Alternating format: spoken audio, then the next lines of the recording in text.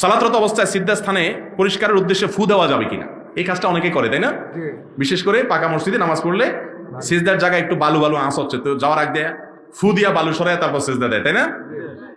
এই কাজটা করা মাকরুহ, অপছন্দনীয়, অনুত্তম কাজ, নামাজের সাথে যায় না। যদি আপনি এটা করেন নামাজ হয়ে যাবে, ফু দিলে নামাজ হয়ে যাবে, কিন্তু যদি বালি লাগে, নাকে আর কপালে একটু বালু লাগবে, তাতে কি আপনার কপাল পুড়ে যাবে? নামাজের পরে একটু ঘষে ফেলে দিতে পারবেন। কিন্তু নামাজের মধ্যে এই ফুফা দেওয়ার কাজ যদি করেন, তাহলে নামাজের যে মনোযোগ, খুশু খুশু আল্লাহর সামনে আপনি যাচ্ছেন, সেটার খেলাফ হয়ে যায়। ঠিক না বেঠিক? ভাই, দুনিয়ার কোনো পদস্থ ব্যক্তির সামনে যদি যান, এমপি সাহেবের কাছে গেছেন, এমপি সাহেবের ওখানে যাওয়ার পরে যেখানে বসবেন হঠাৎ করে দেখতেছেন সেখানে একটু ধুলাবালি আছে, আপনি কি এমপি সাহেবের সামনে দাঁড়ায় ঠুসঠাস আগে পিটায় তারপর বসবেন? বরং বলবেন, আরে একটু ধুলা লাগলে কি হবে, বাইরে যায় ঝাড়ি দিয়ে দিই, মনে পাশা শেষ। ওখানে কি করবেন? একবারে ভদ্রলোকের মতো বসে যাবেন, তাই না? তো আল্লাহর সামনে যখন আপনি সিজদায় যাবেন, একটু যদি ধুলা থাকে তাতে কি